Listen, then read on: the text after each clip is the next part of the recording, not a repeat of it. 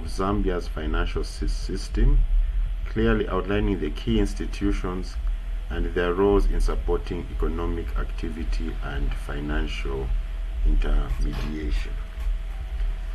It's being recorded.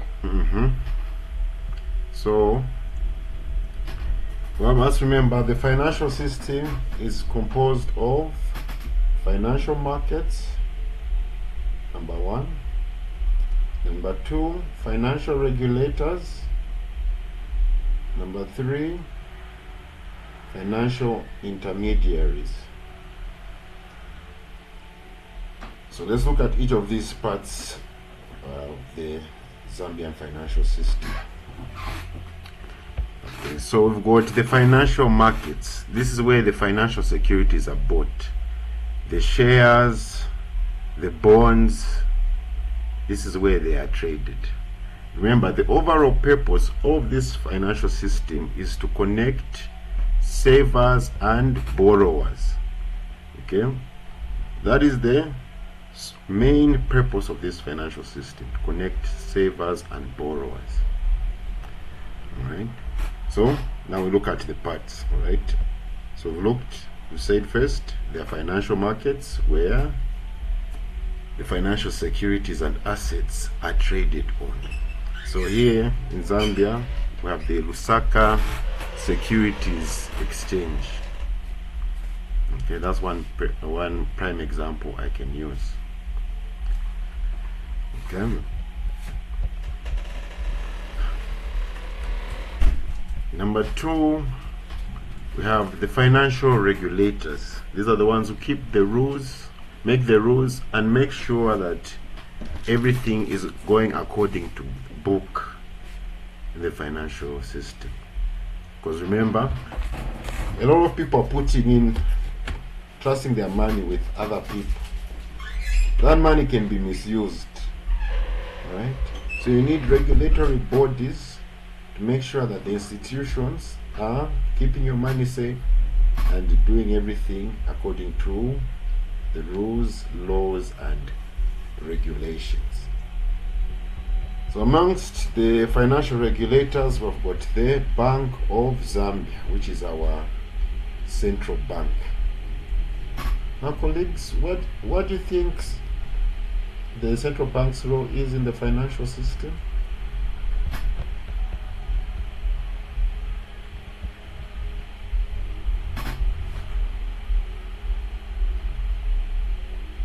Yes, Madam Timber.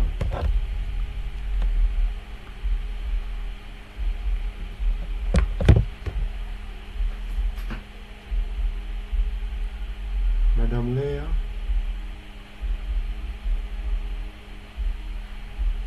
Colleagues, remember, when it's a theory class, it's going to be interactive. It's not me just going to be speaking the whole time, giving you answers. No. I have to make sure that everybody... Okay, let me try it. The central bank, it prints out the money. Yes, that is true. It prints out the money. Then also it's a lender of last resort. If the other financial intermediaries go broke, they can rush to the central bank. Because remember, if the financial system crashes in a country, the economy is doomed. It means people who invested have lost their money, or they'll be trying to retrieve their money. Now imagine you go and try to retrieve, your bank hasn't got any money, the money is lost. Okay. So the central bank, let's say its role is to print money, okay, and this is the money which is also used in the financial system, because this is what is used, this is what people save in their banks or put in other financial intermediaries, and this is also the same money that is loaned out to businesses and governments. Okay, because remember, as we said, the financial system, we are connecting a saver and a borrower. Who are the borrowers? Government and businesses.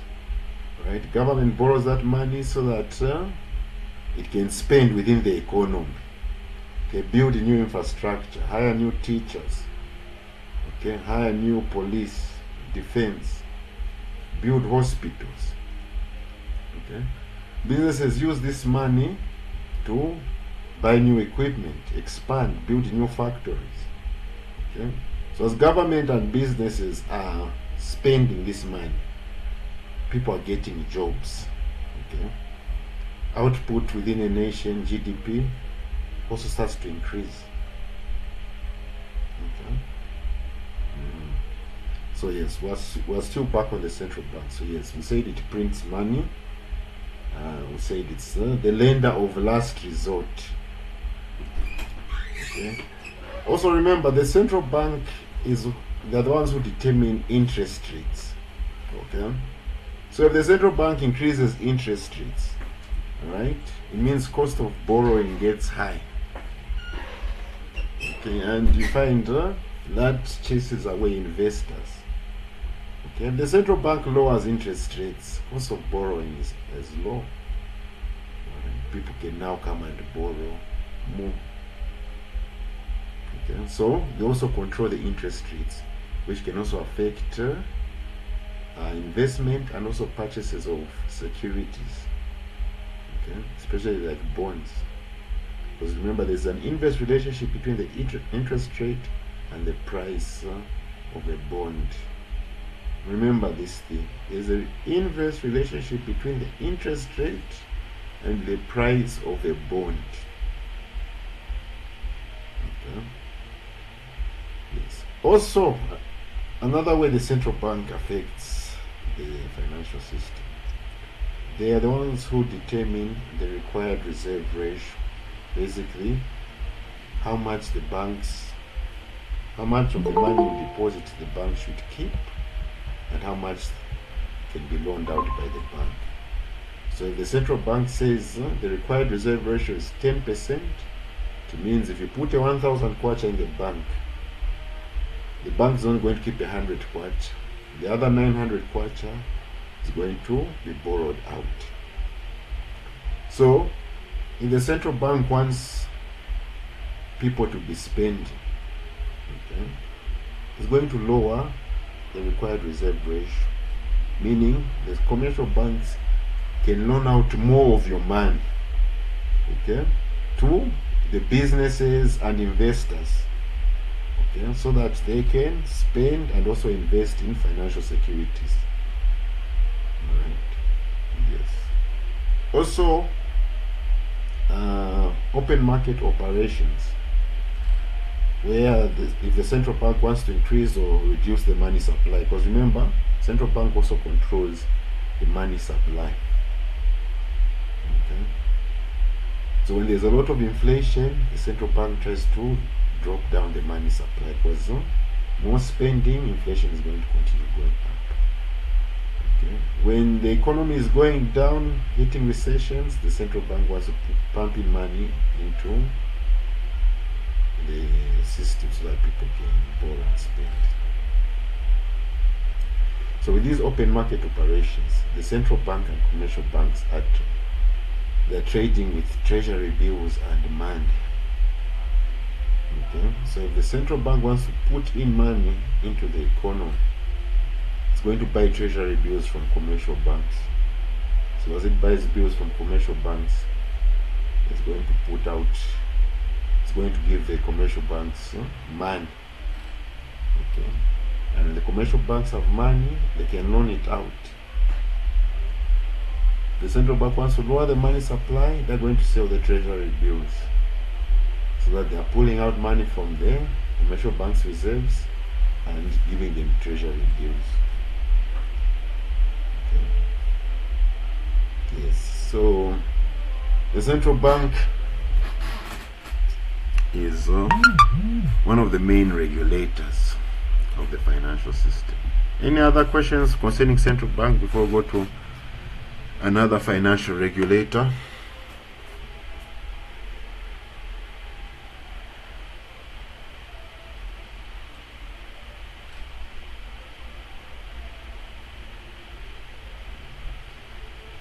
Okay. the Securities Exchange Commission. Okay, this one is the one that regulates the Lusaka Securities Exchange. Okay, and it also regulates all public trading of shares and bonds, so that no money is stolen from you. Okay. Yes, so that you're getting the right amount of money that is owed to you. Yes, because if this Securities Exchange Commission wasn't there, you can imagine the amount of stealing, crooking, and corruption that can go on in the financial system. Because where there is money, there is a lot of evil ideas that come into people's heads. That's why these regulators are very important, to make sure that no one is getting crooked or no one's getting robbed. Okay. Then finally, I've got the Pensions and Insurance Authority. Okay. These are to regulate the insurance companies. Okay, because remember, even with insurance companies, each time you're putting in money in there, okay, so that in case something occurs, you can have money to cover the disaster or hazard that has occurred. Okay, maybe you've insured your business against fire. If the fire destroys your business, you can use your insurance money to build back your business. So now, this authority makes sure that these insurance companies are not misusing your money, so that when you need it, they cannot tell you, no, we don't have money for you. And you also must remember, apart from bringing that, insurance companies also invest some of your money, so that they can also make extra money, which can also help you gain extra returns. Okay. So even that needs to be regulated, so that the insurance company doesn't lose out that money which it's investing in. Okay. Everybody has to know that there's a commission looking, or an authority overlooking me, so I have to do things correct. It also monitors pensions. Every time you get paid, part of your salary goes to the pension, to NAPS. Okay, and that money again also doesn't have to be misused, because when you retire, you're going to need it. Okay, so that money has to be monitored closely.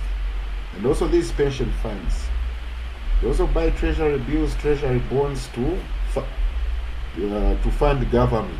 Okay, because government is the one that sells the treasury bills, treasury bonds. Yeah. NAPSA can purchase treasury bills from government, so that government uses that money for short-term use.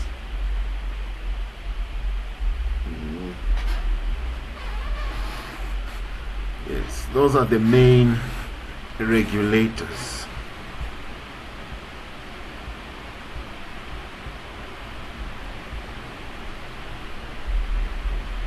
They've also got the Financial Intelligence Center, which fights crimes like money laundering.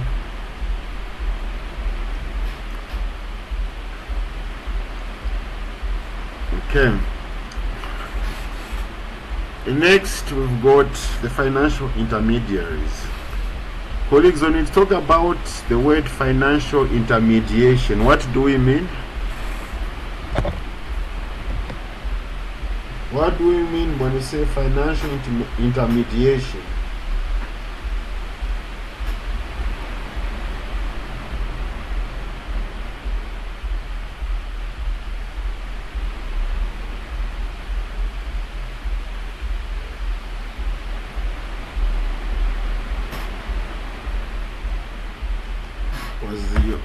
Yes, Madam Leah. Remember, colleagues? They just play a link between the people who need the money and the people who have the money. Thank you. That's correct. they are just being the link between people who need money and people who need to borrow the money. Okay, that's what the financial intermediary is there for. They are your link. They are what connects the borrower and save. Okay, this is for especially indirect investments also. Okay, because remember last time we looked at two types of investments. You can invest by yourself, or you can invest through a financial intermediary. Okay. Yes. So we're going to look at each of these yes.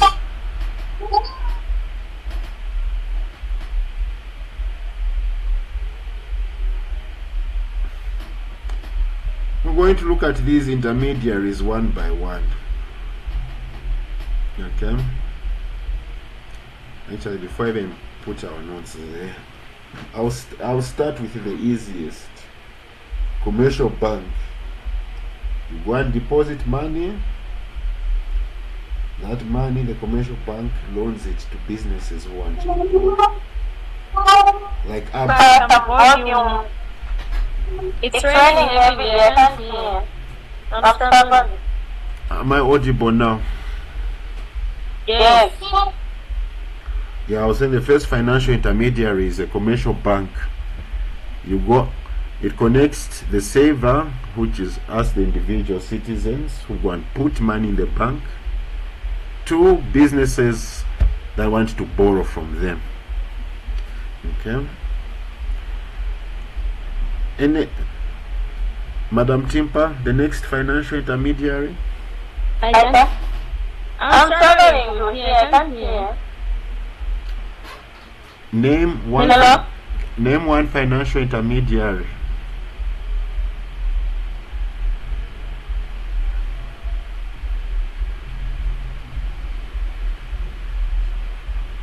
One financial intermediary.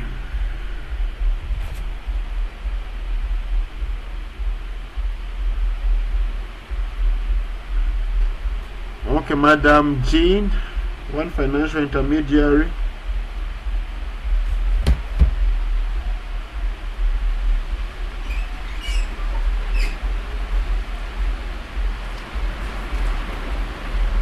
Madam Leah, one financial intermediary.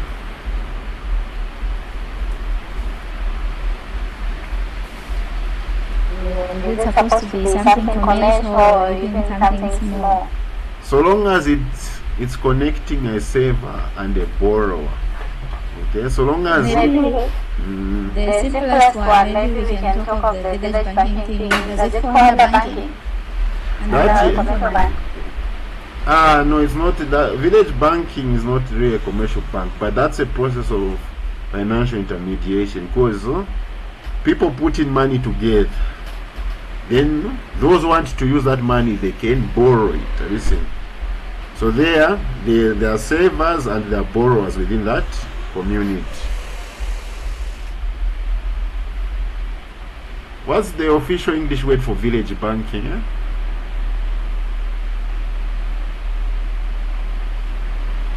I don't know. Colleagues, in the exam you're not going to put village banking in there. Or you want to put chilling. Okay. But it's that's you can say that village banking is a financial intermediary, because there are savers in there and there are borrowers. So people can borrow from there. Okay. Yes, another one. So, but what is it called then? Village banking, I don't know, madam. I haven't got the English name for it or so.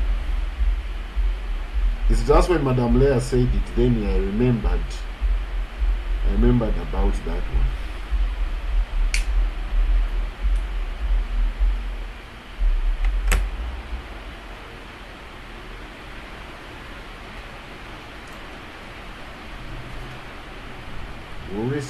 We'll research the name. What else? Another financial intermediary.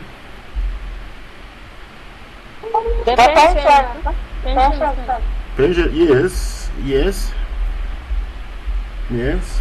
Because as we said, when you are putting in your money in NAPSA is purchasing government bonds, treasury bills. So government is the borrower there. You are the saver because you are saving your funds.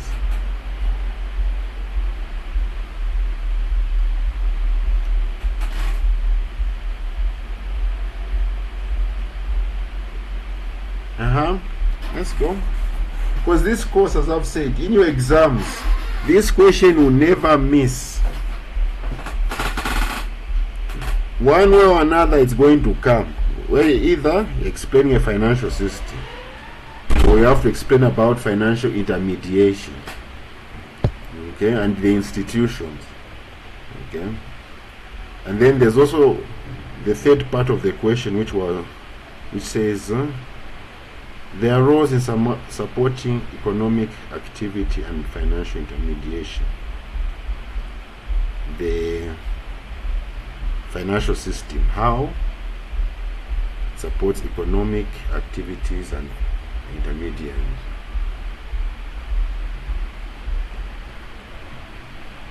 Insurance companies also are also intermediaries, because as I said earlier, that money you're putting in there, they're also investing it also then. They can purchase treasury bills. Okay, they can purchase shares in another company. Okay.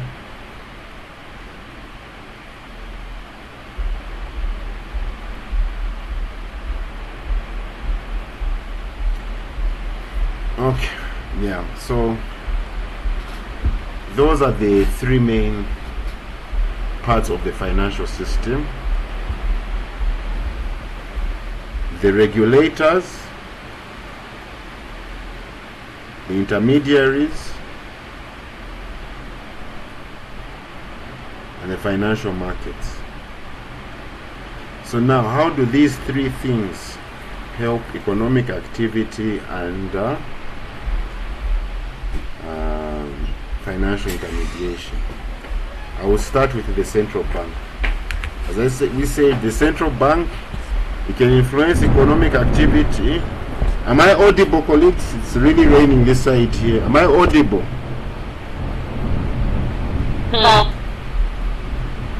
Okay. Yes, yeah, now I feel like I have to start shouting. The central bank, it's the one that influences the money supply. So if the central bank wants economic activity to start picking up, it increases money supply. If it wants economic activity to start dropping down due to inflation, it reduces money supply. How the central bank supports also financial intermediation, we said the required reserve ratio. So if it wants to promote financial intermediation, it can lower the required reserve ratio, which will allow the banks to borrow more money out to the people who want to borrow the money. Okay. And also interest rates. Remember, borrowers, they're always going to incur the cost of borrowing, the interest rate. So if the central bank wants to enhance financial intermediation, it will lower interest rates so that more people can go and borrow. Alright? Yes.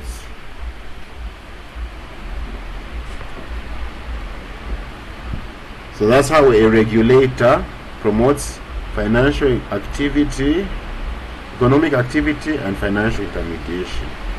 What about now the financial markets? How does an individual financial market help economic activity and financial intermediation?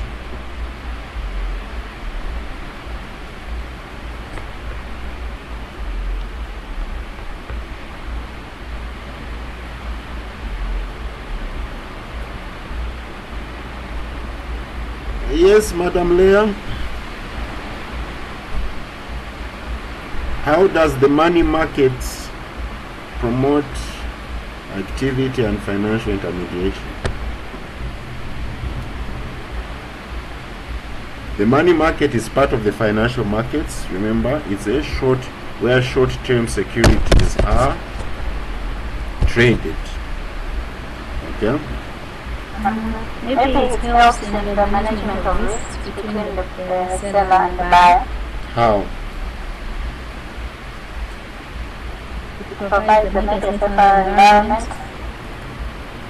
Okay, yes, I can say, but not strictly the money market, but I would say the financial system can helps prevent risks through what we call hedging, derivatives. Yeah, especially these two things.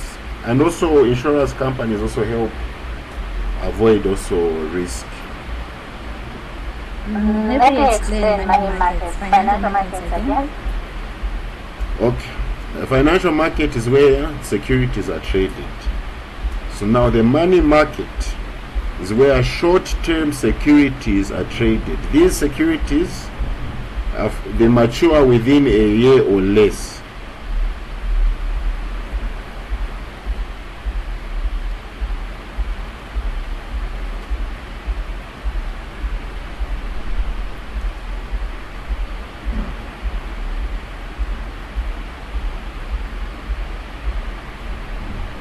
Okay, let me explain. So how the money market, which is part of the financial markets, just like a subgroup of the financial market. So how it promotes economic activity, since it provides sources of short-term financing. Okay, banks, government, and businesses, there are times they need money, which is right now, okay, for their short-term expenses and obligations. So the money market enables them to get short-term sources of finance. And once they acquire these short-term of financing, government, as we say, government will spend it. That will drive economic activity. Businesses also are going to spend it, invest in it. That will also drive economic activity. How these things are driving economic activity? Unemployment levels are dropping. They're putting in more money in people's pockets. Okay? And when there's more money in people's pockets, there is spending. The fuel for an economy, just like a car needs petrol, the fuel for an economy is spending. If you want to drive up economic activity, you need spending. It needs to be spending. Okay? Yes. And how the money market promotes financial intermediation, as we said, since it's short-term financing, there will be institutions that can offer these securities that will give them the short-term financing.